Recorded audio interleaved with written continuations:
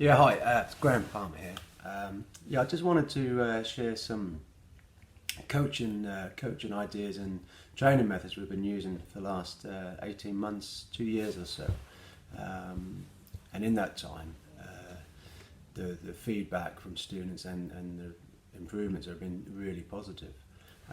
It's a principle-based method revolving around play.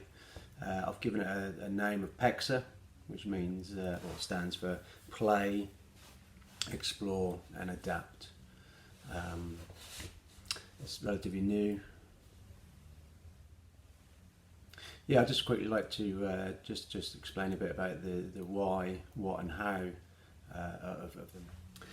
The why really revolves around us as humans and how we learn. We learn through play. And most animals learn through play, and humans aren't any different.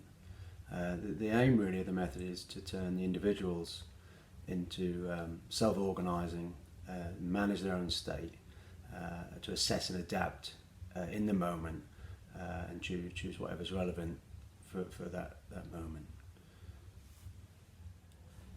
So the what of the method is essentially a way of practicing through play to acquire skill. Another acronym for you is art of skill. So the ART, A stands for acquiring a skill. So first we need to acquire a skill through the drills, and then we need to retain the skill. So the retention of the skill, and we're looking for a long-term retention, not a short-term retention, which is often seen through just block practice. So we'll use a more random variable practice to sustain the retention. The T stands for transfer of skill. So if we were using a football analogy, what they'd be doing in practice, dribbling, passing, is that transferring into the game. So for us, the game, I guess, ultimately would be a real life situation, which we can't train that. So our training needs to be realistic. It'll be never real, but it needs to be realistic. And so the how is really where the videos come in, which we'll be posting following this intro. And a lot of the stuff we do are from clinch or sticky hands, but they'll be explained in the videos. So it's far better to watch than for me to try and explain. Just a couple of reasons why I'm sharing this is A, to get the ideas out there, and if anyone else finds them of value, they can use them. But also to get feedback off people, and then I'm always looking to improve what I'm doing. So any feedback is welcome. You can just find me on Facebook, and we can go from there. Anyway, thanks for your time, and hope you enjoy the videos. Our first video is showing how we learn, practice and test the wrist disengage. I'll start off here with Sam explaining he understands the principle of concept of getting out of the wrist grab first.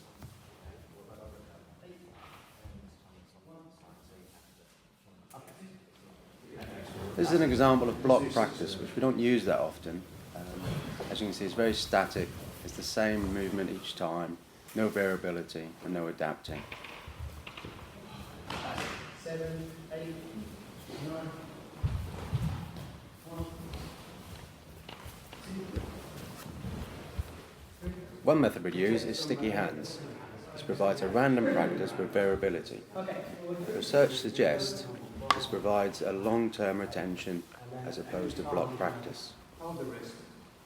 It's more chaotic and messy, but in the longer run, your retention is better.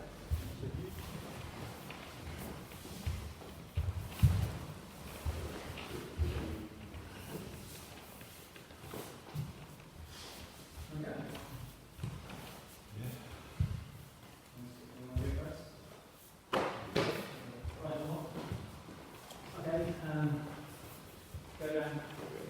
So keep doing that. The person grabbing the wrist, the person doing it, make sure it's a firm grip. So you can distinguish between soft, flowing movement to yes, there. And a firm grip, yeah? So it's definite identification. That's it, move around, go.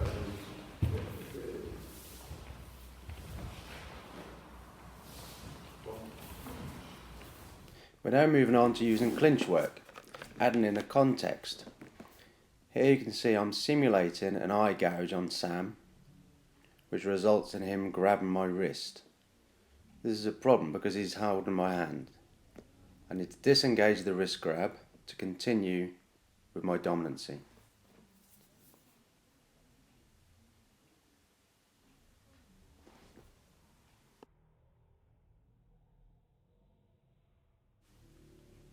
Here Sam is simulating a groin grab or strike, which I seize his wrist, and he needs to disengage that to continue his work.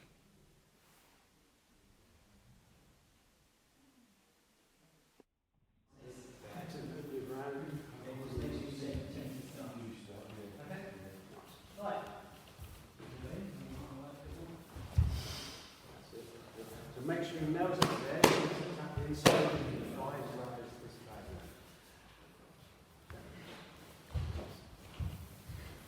Right, one. And zero.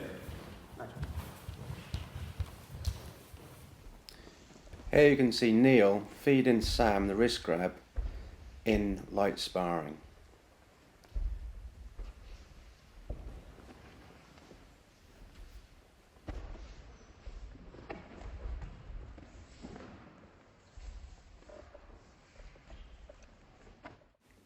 Here's a really good example of Craig feeding Martin a lapel grab. Martin first of all does it incorrect, then adapts and do it correctly. Okay, thanks for watching. Remember to leave any feedback on Facebook. More videos to follow. Hope you enjoyed that.